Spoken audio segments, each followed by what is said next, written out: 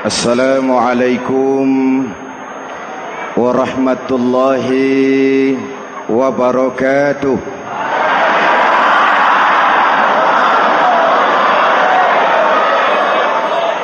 Alhamdulillahi rabbil alamin. Wassalatu wassalamu ala ashrafil mursalin Sayyidina wa maulana Muhammadin wa ala alihi wa sahbihi ajmain, amma ba'du. Para ulama yang saya muliakan, hadirin hadirat ma'asyiral muslimin yang saya cintai, banyak kita alami perubahan-perubahan yang terjadi, baik perubahan yang menyangkut sosial budaya, lebih-lebih yang menyangkut sosial politik. Yang tidak banyak mengalami perubahan adalah sosial ekonomi. Bahkan angka kemiskinan kita naik menjadi 3/5 dari total penduduk kita hidup di bawah garis kemiskinan, dan 20% diantaranya miskin mutlak. Perubahan-perubahan yang terjadi menyadarkan kita kepada kebenaran Al-Quran ketika Allah menyatakan wa tilkal ayyamu nudawiluha bainan nas. Hari itu kami putar di antara manusia. Ada saat datang, ada waktu pergi. Ada hari lahir, ada saat kembali. Ada waktu dilantik, ada saat menyerahkan jabatan. Hari kami putar di antara manusia dan hidup cuma sekadar menunggu giliran. Soalnya kemudian di tengah perubahan-perubahan yang terjadi begitu cepat, what must we do now?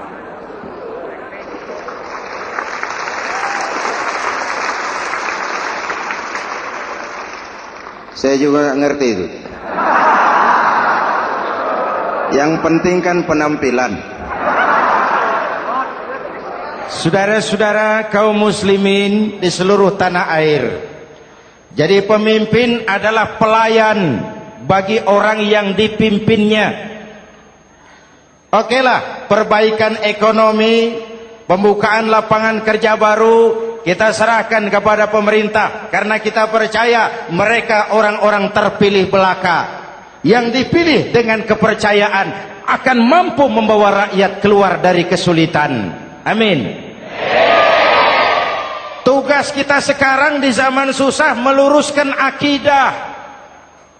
Jangan sampai mbah dukun yang naik ke permukaan. Betul? Islam misinya yang pertama membebaskan manusia dari kemusyrikan. 13 tahun Rasul berjuang di Mekah, menanamkan akidah, meluruskan keyakinan, membentuk iman. 13 tahun membebaskan manusia dari belenggu kemusyrikan. 13 tahun menanamkan la ilaha illallah Muhammadur Rasul dengan seluruh konsekuensinya.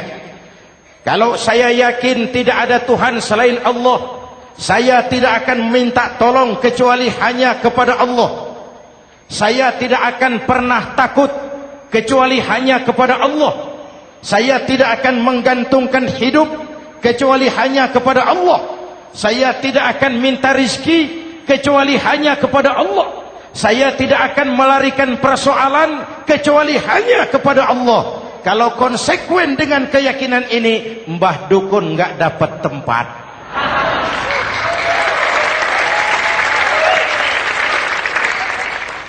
Akur? Ayo lihat secara sederhana. Saya sandaran di tiang. Tiangnya ambruk, sayanya jatuh. Saya sandaran di tembok, temboknya runtuh, saya juga runtuh. Saya sandaran kepada orang kaya, dia jatuh miskin, saya bangkrut. Saya sandaran kepada jenderal, dia pensiun, saya selesai. Tapi kalau saya sandaran hanya kepada Allah, Allah tidak akan pernah miskin, Allah tidak akan pernah lumpuh, Allah tidak akan pernah terpuruk, dan Allah tidak akan pernah berkurang kekuasaannya.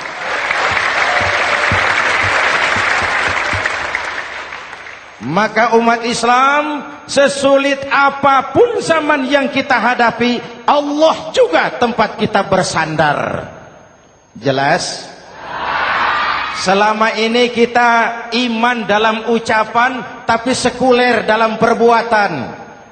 Di masjid ada Allah, di kantor Allah tidak ada, maka korupsi merajalela.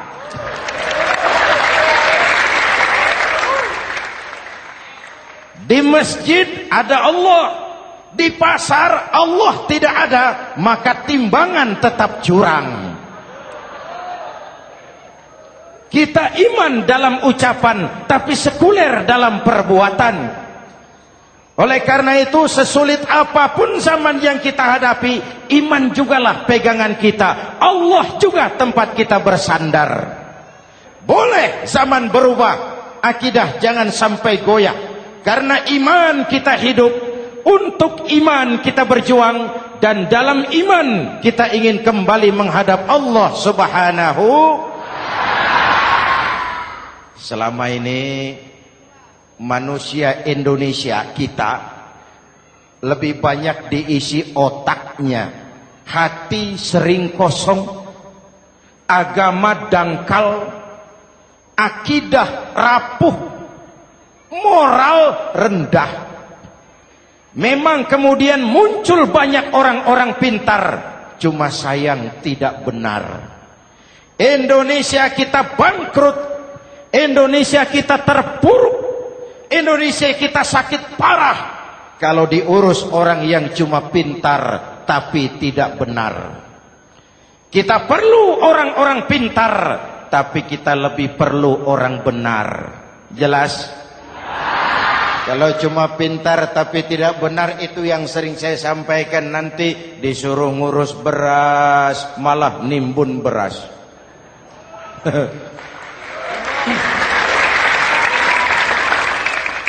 Disuruh ngurus laut malah jadi bajak laut. Disuruh ngurus hutan rame-rame jadi orang hutan.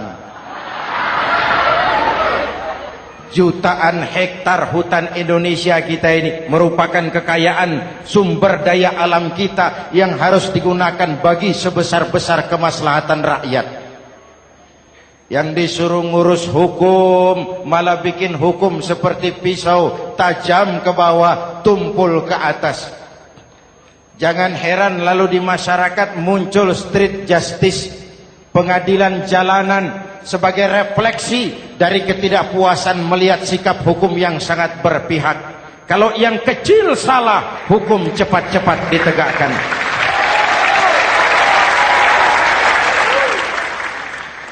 Lihat saja sekarang ini kalau orang terkenal, banyak uang, punya masalah, antri yang bela. Betul? Tapi saudara lihat si Marsinah di Jawa Timur, si Sengkon dan Karta di Jawa Barat, si Udin Bernas wartawan Jogja, terseok-seok mencari keadilan, sampai hari ini urusannya masih remeng-remeng. Kenapa bisa begitu? Jawabannya sederhana, tidak ada fulus. Ada fulus mulus, tidak ada fulus manfus. Betul? Jangan sampai para penegak hukum kita terjebak pada lagu baru, maju tak gentar membela yang bayar. Biar bertentangan dengan nurani, biar bertentangan dengan public opini, biar bertentangan dengan rasa keadilan. Siapa yang bayar, itulah majikan. Mau benar atau salah, belain terus. Kalau seperti inilah hukum kita, mafioso keadilan akan tetap gentayangan. Hadirin yang saya hormati, 13 tahun beliau berjuang di Mekah, meluruskan keyakinan, memantapkan akidah, meneguhkan iman. Dari situ segalanya dimulai, dan ke situ segalanya akan menuju. Intan paling mahal, mutiara paling berharga, tidak lain adalah nilai-nilai keimanan. Kalau itu sudah tergadai, apalagi yang bisa kita banggakan dalam kehidupan ini? Kita merasa harta kita berharga, belum ada artinya ketimbang iman.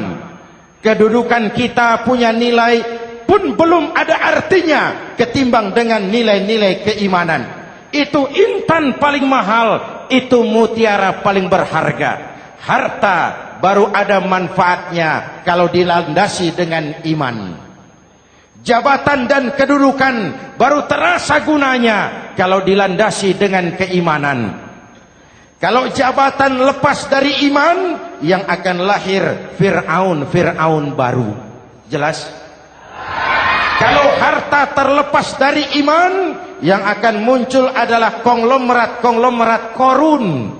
Kalau ilmu pengetahuan terlepas dari nilai dasar keimanan, maka yang akan muncul adalah ilmuwan pelacur yang menyalahkan yang benar, membenarkan yang salah untuk kepentingan pribadi. Dan kondisi seperti itu tidak akan membuat kita makin sehat. Oleh karena itu, pada kesempatan ini, pesan pertama saya, menghadapi zaman susah, tetap jaga akidah, tetap pelihara keyakinan. Kesulitan bukan untuk ditakuti, untuk diatasi. Hidup adalah kerja keras, bukan keajaiban. Perubahan tidak akan datang hanya dengan simsalabim abragadabra. Perubahan tidak akan muncul hanya dengan berandai-andai. Perubahan tidak akan turun dari langit seperti turunnya embun di waktu malam. Perubahan adalah kerja keras, sehingga Al-Quran membimbing kita, innallaha la yughayyiru ma biqaumin hatta yughayyiru ma bi anfusihim. Allah tidak akan mengubah keadaan suatu bangsa kalau mereka tidak mau mengubah apa yang ada di dalam diri mereka. Yang ada di dalam diri itu rule of thinking, state of mind, cara kita berpikir, cara kita memandang kehidupan, cara kita mengatasi persoalan. Hadirin yang saya hormati, inilah iman. Berangkat dari ini kita menyadari ini ujian buat kita rakyat. Dan kita rakyat Indonesia ini kalau sama susah sih sudah kenyang. Ya Pak? Ya Pak? Kita ini sebagai bangsa mengalami apa yang disebut oleh Bung Karno up and down. Naik, turun, timbul, tenggelam, pasang, surut. 350 tahun dijajah oleh Belanda, kita susah. Berangkat Belanda masuk Jepang, susah lagi. Pergi Jepang, datang nikah, susah lagi. Lalu kita merdeka, dirongrong oleh berbagai pemberontakan, susah lagi. Makan bulgur, antri minyak. Lalu PKI berontak, susah lagi. Muncul orde baru, lama-lama susah lagi. Orde baru selesai, naik reformasi, mulai repot nasi, susah lagi.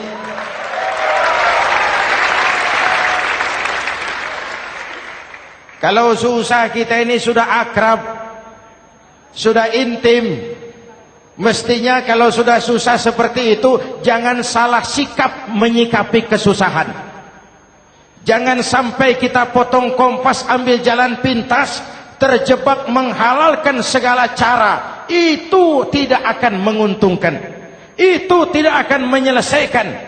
Kalaupun selesai, nampaknya penyelesaian sesaat. Dan penyelesaian sesaat bukan penyelesaian yang sebenarnya. Karena itu tetaplah dalam koridor keimanan. Boleh zaman berubah, akidah jangan sampai goyah. Silahkan masa berganti, tapi keyakinan jangan mati. Sekali la ilaha illallah, sampai tetes darah paling penghabisan, tetap la ilaha illallah. Sanggup? 3 orang. Sanggup? 21. Sanggup? Kalau sanggup kita harus konsekuen. Saudara-saudara di seluruh tanah air, misi yang kedua dari Islam setelah membebaskan manusia dari kemusyrikan, membebaskan manusia dari ras diskriminasi, mengikat manusia dengan tali akidah. Sebelum Islam datang, manusia dibedakan oleh warna kulit, manusia dibedakan oleh faktor keturunan, manusia dibedakan oleh faktor harta dan benda. Adalah Rasul yang mengajarkan, innallaha la yanzuru ila suwarikum wala ila amwalikum walakin yanzuru ila qulubikum wa a'malikum. Allah tidak melihat potonganmu, Allah tidak melihat hartamu. Yang Allah lihat itu adalah hatimu dan amal perbuatanmu. Jauh sebelum Amerika teriak-teriak membanggakan apa yang mereka sebut sebagai Declaration of Independence, Nabi sudah mengajarkan kepada kita semua, annas kulluhum li Adam wa Adam min turab, la fadla li arabiyyin ala ujamiyyin illa bittaqwa. Seluruh manusia berasal dari Adam. Adam diciptakan dari tanah. Tidak ada kelebihan Arab dengan yang bukan Arab kecuali takwanya. Jauh sebelum Amerika mencanangkan bahwa semua manusia dilahirkan sama, that all men are created equal. Jauh sebelum itu Islam sudah membebaskan manusia dari ras diskriminasi. Apa dalam konteks kekinian menghadapi zaman susah tetap jaga kerukunan? Ya Pak, ya Bu, oi Bu. Menghadapi zaman susah tetap jaga kerukunan, baik antar umat seagama, antar umat beragama, maupun antar umat beragama dengan pemerintah. Menjaga kerukunan. Jangan saling sikat sikut di antara kita. Sebab kalau sudah rukun, saya ajak berhitung. 1 ditambah 1 sama dengan, itu matematika namanya. Hasilnya pasti. Tapi angka sosial hasilnya aneh. Saya ubah jadi angka sosial. Ayo kita berhitung lagi. 1 orang takut ditambah 1 orang takut sama dengan 2 orang setengah berani. Kenapa setengah berani? Karena sudah berdua. Tadi kan takut sendiri. Kalau sama-sama takut berkumpul jadi setengah berani. Kalau ditambah 1 orang takut lagi, 1 orang takut ditambah 1 orang takut ditambah 1 orang takut sama dengan 3 orang berani. Kenapa jadi berani? Karena sudah bertiga. Kita yang lemah, kita yang marginal, kita yang dikucilkan, bahkan kita yang dilecehkan, kalau mau rukun kita akan kuat dan tidak bakal dipermainkan orang.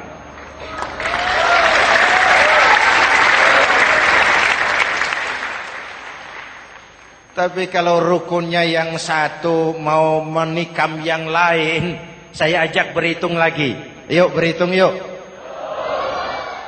1 ekor ayam ditambah 1 ekor musang sama dengan 1 ekor musang. Kemana ayamnya? Dimakan musang. Betul nggak nih hitungan? Ayo kita hitung lagi. 1 ekor ayam ditambah 1 ekor musang sama dengan 1 ekor musang. Kemana ayamnya? Dimakan musang. Jadi kalau kita suka kumpul dengan orang yang mau makan kita, selesailah kita.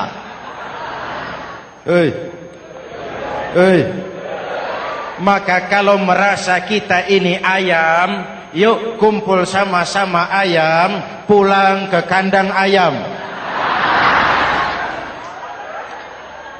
Kalau ada ayam kumpul ke kandang musang, itu namanya ayam minum baygon. Jelas? Menjaga kerukunan. Pertama, antar umat seagama, sesama muslim harus saling menjaga, harus saling memelihara. Baik dia muslim yang jadi kapolri, baik dia muslim yang jadi kasat, baik dia muslim yang jadi pengusaha, baik dia muslim yang jadi petani, nelayan, guru, semua komit menjaga semangat kebersamaan, rukun antar umat seagama. Jelas? Jelas? Hadirin yang saya hormati, atas dasar itu saya ingatkan kembali, kita semua ingin persoalan terorisme dilepaskan kaitannya dari agama manapun. Tidak ada kaitannya terorisme dengan Islam, dengan Kristen, dengan Hindu, dengan Buddha.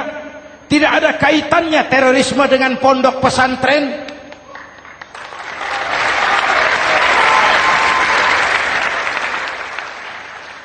Jangan sampai pesantren jadi kambing hitam. Karena sejak zaman penjajahan, pesantren sudah terbukti memberikan kontribusi bagi perjuangan memerdekakan rakyat Indonesia. Rukun antar umat seagama. Yang kedua, rukun antar umat beragama. Islam ini rahmatan lil. Jangankan manusia walaupun berbeda agama, binatang saja dihormati. Ada hadis, fa iza zabahtum fa ahsinuz zibhata. Kalau kamu menyembelih hewan, sembelihlah dengan cara yang terbaik. Jangan menyembelih ayam dengan pisau tumpul. Itu namanya tidak berperi kebinatangan. Yang kecil lagi, saudara buka babul istinja, makruh buang air kecil di tanah yang berlubang. Sebab apa? Pertama, menjaga kesehatan. Siapa tahu di lubang yang saudara buang air kecil itu ada gas beracun. Kalau tidak, melindungi binatang yang ada di dalam lubang. Siapa tahu di lubang yang saudara buang air kecil itu ada semut sedang rapat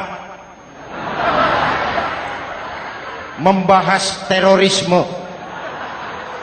Apa dosanya lalu mati dikencingi? Ini namanya rahmatan lis semut.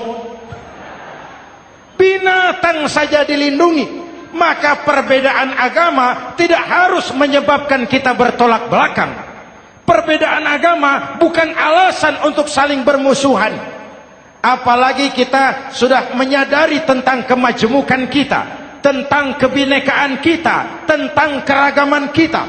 Rukun antar umat beragama. Saling menghormati, saling menghargai, tapi tetap dalam batas lakum dinukum. Lalu rukun antar umat beragama dengan pemerintah.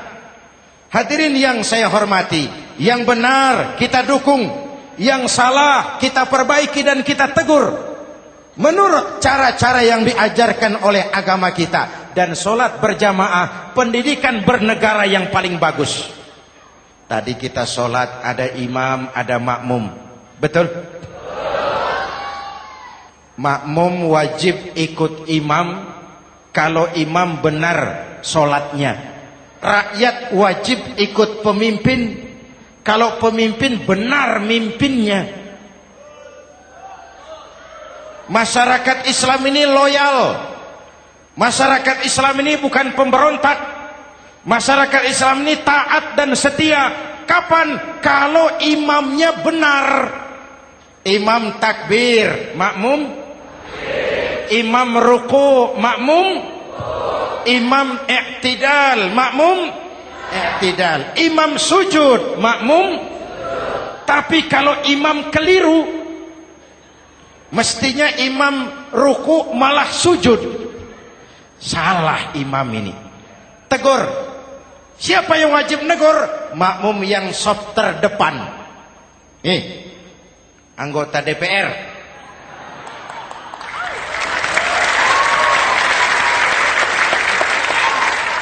Ini wakil-wakil makmum ini, saf di depan ini. Kalau imam keliru, mereka paling tahu. Ngomong. Tegur. Bagaimana negurnya? Ada aturan main. Mestinya ruku, imam sujud. Salah ini imam. Subhanallah. Kan begitu negurnya. Betul? Tidak boleh juga imam keliru, makmum emosi. Main pegang. Weh, makmum salah. Hoi, hoi. Kacau sholat. Betul? Anggota dewan ini, saf di depan. Itu kalau imam keliru. Satu saat imam buang angin. Namanya manusia bisa buang angin toh. Apa makmum lalu berkata, demi kesetiaan saya kepada imam, imam buang angin, saya lebih keras lagi. Itu namanya fanatisme buta, loyalitas yang goblok. Imam buang angin, minggir. Iyyaka na'budu wa iyyaka nasta'in. Sampai situ imam buang angin, minggir imam. Lalu saf yang di depan maju. Tidak usah bikin solat baru, teruskan pekerjaan imam. Ihdinas siratal mustaqim. Teruskan. Kenapa? Kalau bikin solat baru lagi, nanti buang angin lagi. Bikin lagi solat. Kapan selesainya solat? Kapan selesainya membangun negara ini? Yang penting imam tahu diri, buang angin, minggir.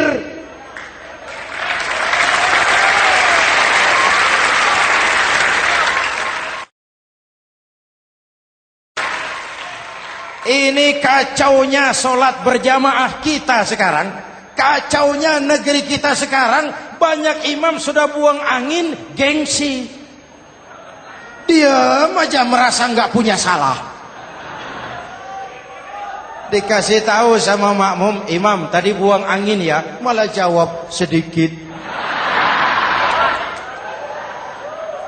Apa kalau sedikit lalu tidak batal solat itu? Mekanisme kehidupan sosial yang diatur lewat tuntunan solat berjamaah. Sehingga Nabi berpesan, kun imaman muta'an au ma'muman muti'an fala takun thalisan jazu'a. Kalau jadi pemimpin, jadilah pemimpin yang ditaati. Kalau jadi makmum, jadilah makmum yang mentaati. Jangan jadi golongan ketiga pemecah belah. Di depan tidak jalan, di belakang takut, ditaruh yang di tengah, di depan didorong, yang belakang ditendang. Ini namanya biang kerok. Saudara-saudara, dari uraian singkat ini saya ambil beberapa catatan pokok. Pertama, kalau ada intan paling mahal, kalau ada mutiara paling berharga dalam hidup kita, itu tidak lain adalah karena keyakinan. Hidup jadi indah, hidup jadi berharga, hidup jadi berarti kalau didasari atas sebuah keyakinan. Dan keyakinan itu tidak lain adalah nilai iman kita, akidah kita kepada Allah Subhanahu wa taala. Yang kedua, tetap menjaga kerukunan. Sesulit apapun zaman yang kita hadapi, kita tetap harus menjaga semangat kebersamaan. Kita harus tetap menjadi lem perekat yang menjaga keutuhan, baik sebagai bangsa maupun sebagai umat. Perbedaan adalah wajar, harus dihormati sebagai ciri kehidupan berdemokrasi. Tapi jangan perbedaan menjadi sebab kita bermusuhan, dan jangan perbedaan menyebabkan kita saling berpecah belah. Hormati perbedaan, jangan perbedaan dipandang sebagai permusuhan. Dengan akidah yang kuat dan kebersamaan yang kokoh, ayo kita hadapi kesulitan, kita atasi kesulitan, dan dengan kerja keras untuk menyongsong hari esok yang lebih pasti. Mari kita Fatihah, semoga Allah memelihara kita bangsa Indonesia. Ala hadhihi niyah wa ila hadratin Nabi. Al-Fatihah.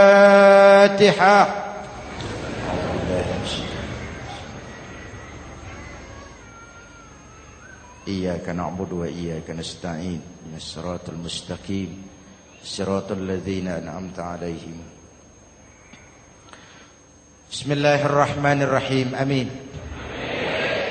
Alhamdulillahi rabbil alamin. Allahumma salli wa sallim mubarak ala sayyidina Muhammadin wa ala alihi wa sahbihi ajma'in. Allahumma rabbana taqabbal minna salatana wa siyamana wa qiyamana wa takhashu'ana wa ta'abbudana wa tammim taksirana ya arhamar rahimin.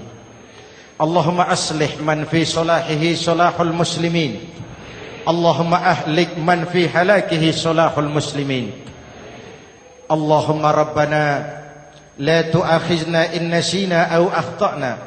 Rabbana wa la tahmil alaina isran kama hamaltahu ala alladhina min qablina. Rabbana wa la tuhammilna ma la taqata lana bih wa'fu 'anna waghfir lana warhamna anta maulana fansurna 'alal qaumil kafirin. Allahumma ij'alna minas su'ada'il maqbulin wa la taj'alna minal ashqiya'il mardudin. Afdalu ma qultuhu ana wan nabiyyuna min qabli. La ilaha illallah.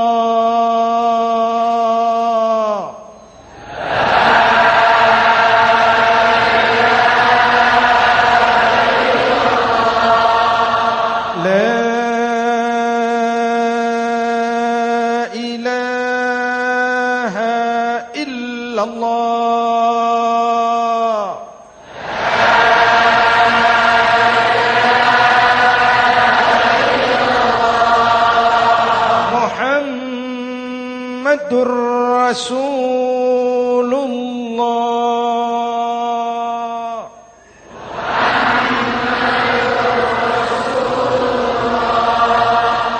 Sallallahu alaihi wa alihi wa sallam. Kalimatu haqqin 'alaiha nahya wa 'alaiha namut wa 'alaiha wa biha nub'atsu insyaallah minal aminin minal aminin minal aminin rahmatika ya arhamar rahimin. Sallallahu ala sayyidina Muhammad wa ala alihi wa sahbihi ajma'in. Ana rabbika rabbil izzati amma yasifun. Salamun alal mursalin. Walhamdulillah rabbil alamin.